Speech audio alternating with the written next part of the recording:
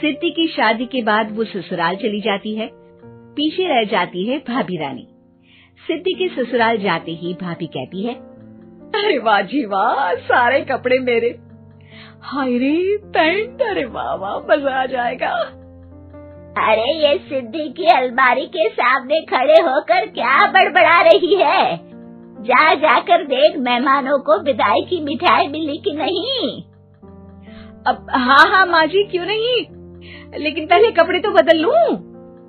अब रानी आ जाती है सिद्धि के उन कपड़ों में जो वो ससुराल जाने से पहले घर छोड़ जाती है।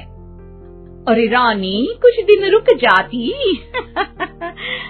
अरे ये तो सिद्धि बिटिया को मैंने ही दिया था, बड़ा ही फबता था उस पर, तुझ पर तो कुछ खास नहीं लग रहा। अब वो ना मेरे सारे कपड़े गीले थे तो सोचा पहन लूं। वैसे भी सिद्धि को कौन सा भी पुराने आउटडेटेड कपड़ों को पहनना है। वैसे भी ये सूट तो मैंने तभी पहना था, वैसे खास है भी नहीं ये। हाँ ठीक है, लेकिन ना मेरी सिद्धि पर तो जमता था। सारे मेहमान चले जाते हैं और सिद्धि ससुराल से मायके पहली बार आती है। अपना घर, अपना कमरा, अपनी अलमारी। ये बोलकर जैसे ही सिद्धि अलमारी खोलती है तो सामने उसके कपड़ों की जगह कुछ और ही रखा होता है। माँ, ओ माँ, जरा कमरे में तो आना। सास और रानी वहाँ पहुँच जाते हैं। रानी ने पहनी होती है सिद्धि की जींस और टी शर्ट। अरे भाभी, ये क्या? ये तो मेरी बड़ी ही महंगी टी शर्ट है, इसे आपने घर में क्यों पहनी है? अरे बहुत मिलती है दीदी ये चौक की मार्केट में, 150 में। ओ भाभी प्लीज, ये एरोपोस्टल है, 2000 की एक टी शर्ट। ओहो, 2000 में तो दीदी 4 साड़ी आ जाए। अब क्या बोलूं भाभी, ये मेरी अलमारी में छोटू के कपड़े, तो मेरे कपड़े कहाँ हैं? मेरी अलमारी में? अब दीदी आपको कौन से पुराने कपड़े पहनने थे? माना भाभी, लेकिन मैं जब घर आती तो यही सब पहनती ना। अरे तुम तो बड़ी कंजूस हो दीदी। खैर, वक्त आता है जब सिद्धि ससुराल के लिए रवाना हो रही होती है। अरे रानी, अंदर से सिद्धि का गिफ्ट ले आ, लड़की पहली बार ससुराल से मायके आई है। रानी अंदर जाती है और एक सिंपल सी साड़ी लेकर बाहर आ जाती है। ये लीजिए माँ जी। सास बेटी को गिफ्ट देकर ससुराल भेजती है। अगले दिन रानी एक सुंदर सी साड़ी पहनकर सामने आती है।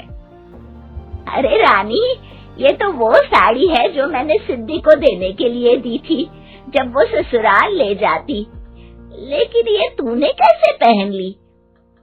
अरे माँ जी, ये साड़ी तो मुझे बहुत पहले से ही पसंद थी, लेकिन चिंता ना करिए, मैंने सिद्धि के लिए भी अच्छी सी साड़ी दी है। हाँ।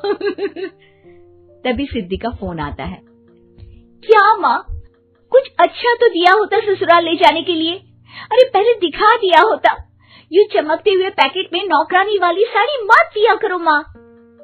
अरे बेटे, वो तेरी भाभी ने ना गलती से उससे पैकेट बदल गया। हाँ, मैं कल ही तेरे भाई के हाथ से तेरा वाला पैकेट भेज दूंगी।